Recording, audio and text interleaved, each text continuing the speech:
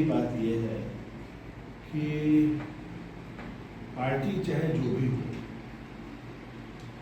जो व्यक्ति शासन में हो, तो सबसे पहली बात और पहली आवश्यकता है वो निष्पक्ष होना चाहिए। उसका समाज के हर व्यक्ति के प्रति नजरिया एक होना चाहिए और वो हमारी राष्ट्रीय भावनाओं से या वो व्यक्ति ऐसा या वो पार्टी ऐसी होनी चाहिए जो हमारी सांस्कृतिक धरोहर है उसको संजो सके। तो वो जो भी व्यक्ति हो या जो भी पार्टी हो उसकी मूलभूत आवश्यकता ये है जो एक आम व्यक्ति के लिए हो, जो पूरे देश के लिए राष्ट्रीय भावना रखता हो, जो भी हमारी सांस्कृतिक धरोहर है उसको आगे पास ऑन कर सके और देश के प्रगति या उसकी अच्छाई के बारे में, आने वाले कल के बारे में वो आवश्यक हो। इन दो चीज़ों को, राष्ट्रीय भावना और सांस्कृतिक धरोहर के अलावा एक और भी बहुत ही प्रमुख चीज़ है जो वर्तमान समय में बहुत ही सामयिक है और अपेक्षित भी है, वो ये है कि जो हमारे प्राकृतिक संसाधन हैं उनका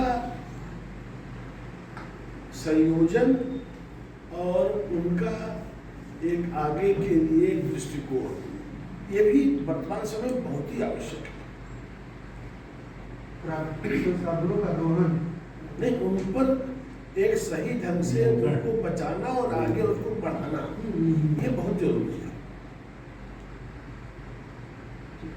मुद्दे बताइए, स्थानीय मुद्दे। अच्छा, जहाँ तक मुद्दों की बात है, देखिए इलाहाबाद की जरूरतों पर बात करें। देखिए जो अगर एक जनरल मुद्दे की आप बात करते हैं तो जीवन में सबसे पहला मुद्दा है स्वास्थ्य। अगर आप जीवित रहेंगे तो ही दूसरी चीजें होंगी, तो स्वास्थ्य सबसे पहला मुद्दा होना चाहिए। और स्वास्थ्य में दो चीजें समाहित हैं, एक तो उसका इंफ्रास्ट्रक्चर और दूसरा ये है कि स्वास्थ्य के लिए आवश्यक जो मूलभूत आवश्यकताएं हैं, जल, स्वच्छ वायु और पर्यावरण का सही रहना, ये तीनों चीजें भी सही रहे और इनके साथ में जीवन को स्वस्थ रखने के लिए इंफ्रास्ट्रक्चर सही होना चाहिए। उस संदर्भ में अगर आप इलाहाबाद की बात पूरी करते हैं हमारे विचार से इलाहाबाद में एक अच्छे एम्स की, देखिए एम्स के बारे में भी मैं बताना चाहता हूँ, कोई भी बड़ा अस्पताल या इंस्टीट्यूट ऐसा नहीं कि आज हमने डाल दिया, फैक्ट्री डाल दिया, कल से वर्क करने लग गया। जो भी बायोलॉजिकल चीज़ें हैं या उनसे संबंधित चीज़ें हैं उनका एक टाइम पीरियड है, उसको डेवलप होने में एक समय लगता है। एम्स आज अगर आप शुरू करेंगे तो 10 वर्ष के बाद जो दिल्ली वाले एम्स की परिकल्पना रखे हुए हैं उस लेवल में आएगा। समझ गए ना?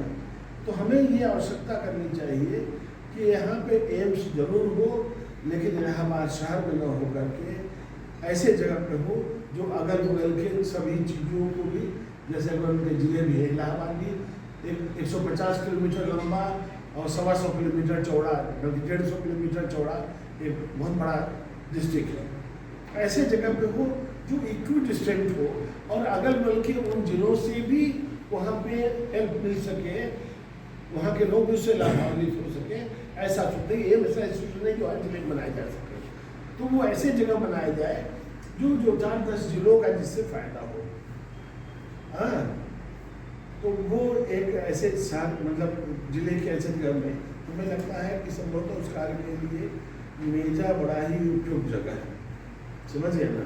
जो इधर मिर्जापुर भी बहुत बड़ा है, मिर्जापुर जाकर सोनभद्र में भी कुछ नहीं है इंफ्रास्ट्रक्चर, इधर भी आपके अगल बगल में भी नहीं है कुछ भी, उधर भी बनारस छोड़ दीजिए तो इधर कुछ भी नहीं है। हाँ, तो एक इस ढंग का एक अच्छा बड़ा टर्शरी केयर से ऊपर का एक हॉस्पिटल होना चाहिए, एक पहली आवश्यकता है। दूसरी बात यह है, जैसा कि आपने कहा कि इलाहाबाद जिस ढंग से बढ़ रहा है अभी यहाँ पे ट्रैफिक जाम की बड़ी प्रॉब्लम हो रही है। उसके लिए चारों तरफ पे रिंग रोड की परिकल्पना जो थी वो पार्शियली वो साकार हो गई है। उसके एक पार्ट जो ईस्टर्न पार्ट है वो अंडर कंस्ट्रक्शन में भी आ गया है, लेकिन वो चारों तरफ होना आवश्यक है। और उस रिंग रोड और शहर के बीच का जो भी एरिया खाली है उस पर कोई भी कंस्ट्रक्शन ना हो करके उसमें एक डिफॉरेस्टेशन होना चाहिए। बोलते हैं और चाहते होंगे। हर आदमी उन मुद्दों तक या वहाँ तक नहीं देख पाता है, लेकिन पढ़े लिखे लोग या उस तरह के सोच रखने वाले लोग जानते हैं कि नहीं, इलाहाबाद में ATM से भी होना चाहिए या इलाहाबाद में एक अंतर्राष्ट्रीय स्तर का स्टेडियम भी होना चाहिए। एक उस वर्ग के भी बारे में सोचते हैं। एक मुद्दे भी हम अपना सुझाएं और बताएं कि क्या होना चाहिए, किस तरह की रिक्वायरमेंट है इलाहाबाद के लोगों की, क्या वो समस्याएं थी जो 5 साल में नहीं हुई, हम उनको भी रेखांकित कर सकते हैं। तो इन्हीं सब बातों को लेकर के आज का हमारे चुनाव विमर्श है और हम चाहेंगे कि उसकी शुरुआत दलगत भावना से ऊपर उठकर बात करनी है। इसलिए भी मैं कहूँगा कि हर व्यक्ति जो है, हम लोग कहीं न कहीं से राजनीतिक विचारों से जुड़े ही होते हैं।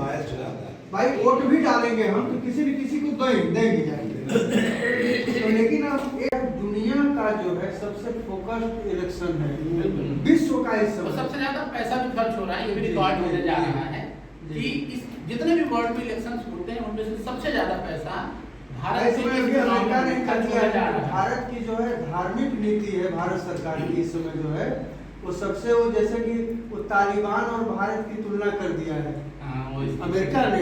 बेसिकली अमेरिका की एक बॉडी है यूनाइटेड स्टेट्स कमीशन इन रिलीजियस फ्रीडम, USINICF, उसने कहा है, लेकिन सरकार ने रिएक्ट ऑफिशियली कर दिया है। भारत सरकार ने रिएक्ट ऑफिशियली किया, जबकि वो उनकी नॉन ऑफिशियल बॉडी है।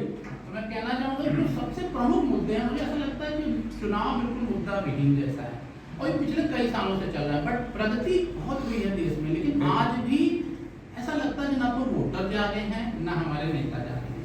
आज भी हमारा देश विकसित जरूर हो रहा है, लेकिन हम युवा नहीं हुए, हम बड़े हुए। हम उस सोच से सोचे कि रियल प्रमुख समस्या हमारे देश की, हमारे प्रदेश की, हमारे जिले की, हमारे मोहल्ले की क्या है। अधिकतर समस्याओं की जड़ अगर देखें आप, न जाने कितनी चीज़ों में हम नंबर 1 हैं, न जाने कितनी चीज़ों में। अगर हम प्राकृतिक संपदा की बात करें तो गेहूं उत्पादन में हम नंबर 2 हैं, हम दूध उत्पादन में नंबर 1 हैं, हम चावल में नंबर 2 हैं, हम खनिज संपदा में बहुत आगे हैं। मैन पावर तो इतना कि पूछिए ना भाई साहब, एजुकेशन हमारा इतना अच्छा कि हम न जाने कितने कंट्री में लीड करते हैं। आधा आप सऊदी अरब या दुबई देखिए तो वो भारत के इंजीनियर और डॉक्टर्स के द्वारा चलाया जा रहा है। अमेरिका चले गए, ऑस्ट्रेलिया तक देखिए, तो मैन पावर उसमें एजुकेशन में भी बहुत आगे, चिकित्सा में बहुत आगे। डिस्पाइट दैट प्रमुख समस्याएं क्या हैं उस पर किसी भी चुनावी मैनिफेस्टो में चर्चा नहीं, और नहीं होगा तो ये समस्या का निदान नहीं होना है, समस्याएं बढ़ती ही जाएंगी। तो सबसे बड़ी समस्या जो मुझे लगता है वो है पॉपुलेशन। एक भी चुनाव किसी ने भी इस बारे में अगर अपने मैनिफेस्टो में डाला हो कि हमें आने वाले दिनों में कितने लोगों को भाई साहब आप फ्री एजुकेशन दे दोगे।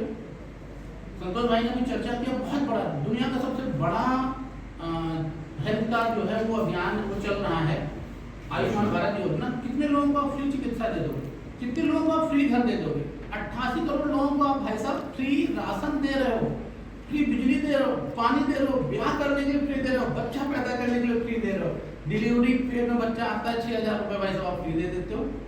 ठीक है, अच्छी बात है। आप आरक्षण का मुद्दा वहीं का वहीं पड़ा हुआ है, वैसे का वैसे। कोई कह रहा आरक्षण खत्म हो जाएगा, कोई कह रहा है हम लाएंगे, कोई कह रहा हम जात से जोड़ें, कोई कह रहा धर्म।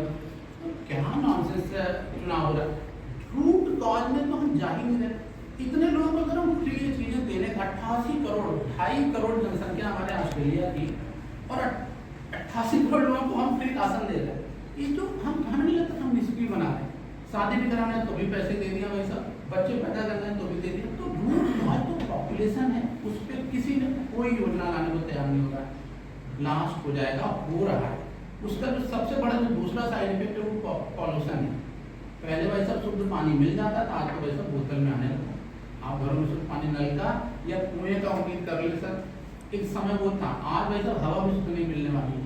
सड़कें, हम लोग का जो हॉस्पिटल पड़ता है, मुझे याद है कि 15 साल पहले सिंगल लेन सड़क थी, आराम से चले जाते थे 15 मिनट में यहाँ से सिविल लाइन से। वैसे अब डबल लेन हो गई, 4 लेन, 2 इधर 2 इधर, एक घंटे का जाम। क्यों? इतना पॉपुलेशन बढ़ रहा है इतनी तेजी से। हम आज हमारा दुनिया में सबसे ऊपर इलाहाबाद आज उत्तर प्रदेश में सबसे ज्यादा पॉपुलेशन वाला सिटी है। 66 लाख तो भाई साहब हम 2021 में 2011 में थे, आज जनगणना का लाभ करा लो 80 लाख के ऊपर होंगे। 80 लाख के ऊपर होंगे तो कैसे, कितनी सड़कें बना दोगे, कितने पुल बना दोगे? इस पे तो हम चाहिए नहीं। उसका नतीजा होगा इतनी गाड़ी। अच्छा, देश चूंकि अमीरी की तरफ आया सब पे, अब रोटी कपड़ा मकान वाला मुद्दा नहीं है। जो 1970 में फिल्म आई थी रोटी कपड़ा और मकान, बड़ी अच्छी मूवी आई थी, तब वो मुद्दे हुआ करते थे। बेसिक नीड तब लोगों की रोटी थी, कपड़ा था, मकान था। आज वैसा बेसिक नीड मोबाइल है, AC है, फ्रिज है, कूलर है, क्योंकि बाकी तो सब सरकार दे रही है। घर सरकार फ्री दे ही रही है, वैसा राशन सरकार दे ही रही है, फ्री एजुकेशन स्कूलों में दे ही रही है, फ्री चिकित्सा दे ही रही। इतने अच्छे हर जिले में मेडिकल कॉलेज, इसमें कोई डाउट नहीं। देश में 10 सालों में बहुत प्रगति की। देश आजाद होने 10 साल पहले वैसा सिर्फ अपने कंट्री में 54 जो है वो एयरपोर्ट हुआ करते थे, आज 144%, 10 साल में डबल हो गए। हम लोगों ने जब मेडिकल कॉलेज में आया था तो 7 या 9 मेडिकल कॉलेज थे, आज वैसे 70 मेडिकल कॉलेज, हर जिले में मेडिकल कॉलेज, उतने ही प्राइवेट मेडिकल कॉलेज। तो हर क्षेत्र में कोई डाउट नहीं कि बहुत प्रगति। ट्रैफिक ट्रांसपोर्ट की बात करें, चाहे वो एयरपोर्ट से लेकर के चाहे वो रेलवे का देख लें, तो 70 मतलब आज लगभग 34 वंदे भारत चल रही है। इतनी सुपरफास्ट ट्रेनें चलने लगी है। दिल्ली से यहाँ इतनी ट्रेनें चल रही है, जब कुछ देर प्रयागराज चला करती थी, बट अब कितना चला लेंगे। फिर भी आप देखें तो हर ट्रेनें फुल, क्योंकि रूट आज तो कैसा वही है। सारी सड़कें भरी पड़ी हैं, इतनी 4 व्हीलर आ गई हैं। क्यों? कारण उसके पीछे पॉपुलेशन का कोई मुद्दा उठाने को तैयार नहीं, ना तो बीजेपी में, उनके मैनिफेस्टो में है सर, बसपा सपा की तो बात ही जाने दे। जो चुनाव में आप अगर हम इस जिले पे आ जाएं तो पॉल्यूशन जो उसकी वजह से डेवलप हो रहा है, हमें शुद्ध हवा के लिए तड़पना ही पड़ेगा आने वाले दिनों। दिल्ली हो ही गया है उस हालत में। ठंडी का जब वो सीजन आता है, जब वो फॉग आता है, भाई साहब भी होता है कि कृत्रिम बारिश करवा के उस फॉग को दूर करें। किसी के मैनिफेस्टो में है? नहीं है सर। हम अपनी धरती का जिस तरह से दोहन, सब कुछ भारत देश में इतनी अच्छी आर्थिक संपदा की पूछना होगा। नदियों का देश है, प्राकृतिक संपदा का देश है, प्राकृतिक उपज का देश है। सरकार के कामकाज को लेकर के आप क्या कर रहे हैं? कामकाज में सर 10 सालों में बहुत प्रगति है, इसमें कोई डाउट नहीं, लेकिन 3 मुद्दों पे नहीं है सर।